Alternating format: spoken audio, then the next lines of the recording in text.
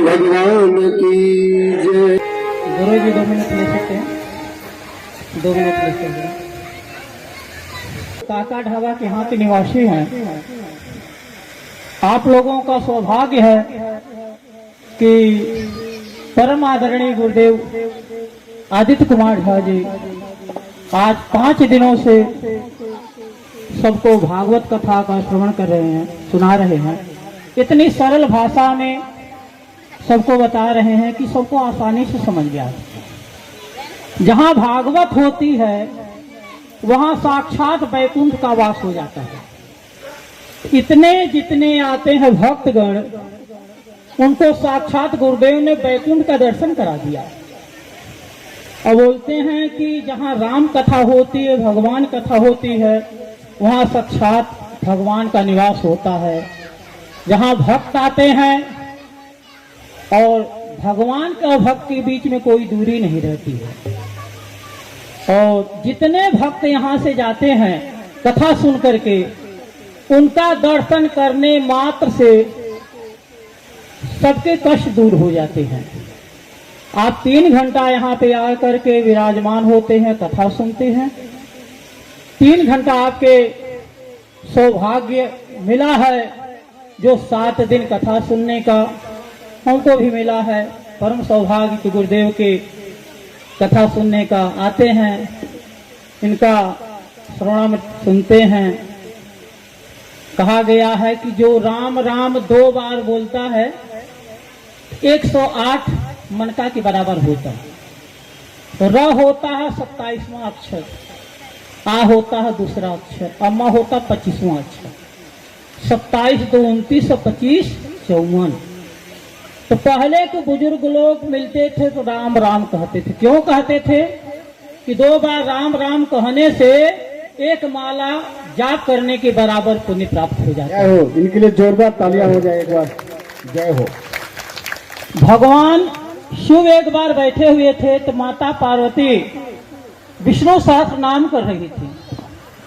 अब भगवान शिव को भूख लगी, उन्होंने बोला पार्वती हम इंतजार कर रहे हैं भोजन के लिए। बोले प्रभु हम अभी विष्णु सहस्त्र नाम कर रहे हैं। बोले कि आइए तुमको एक उपाय बतला देता हूँ, तुमको विष्णु सहस्त्र नाम करने का तुरंत फल मिल जाता। बोलिए क्या?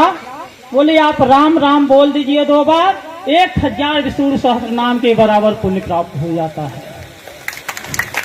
तो आप लोगों को सौभाग्य है कि इस कलयुग में गुरुदेव के मुखारविंद से ऐसे अमृतमयी वचन सुनकर सब लोग धन्य हो जा रहे हैं।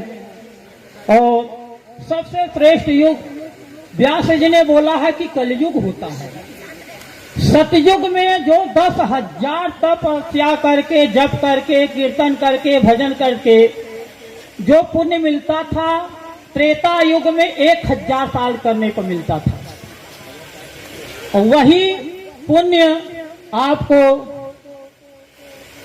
द्वापर युग में 1 महीने में मिलता था।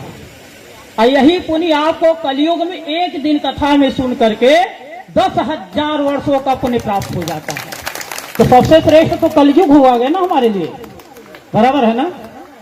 एक बोलिए राजा रामचंद्र के, राजा रामचंद्र के, पवन सुत हनुमान के, गुरुदेव भगवान के।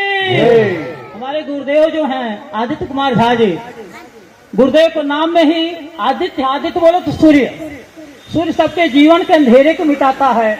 तो हमारे जीवन रूपी पाप को पुण्य रूपी कथा सुना करके इन्होंने धन्य किया है।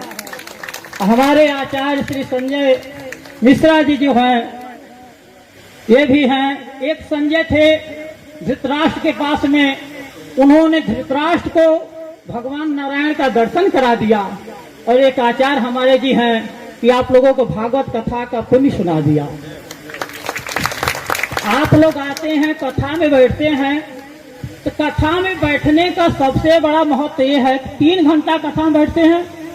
सबसे बड़ी ये बात है कि आपके अंदर कथा कितने टाइम बैठती है, समझ गए?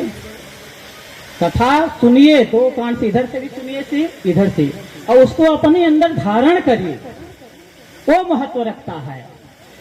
पूरे आपके लाइफ में जो आपसे पाप होता है, जो कुछ हमसे जाने अनजाने में कुछ गलती होती है, तो भागवत कथा में आकर के सब हमारा कट जाता है।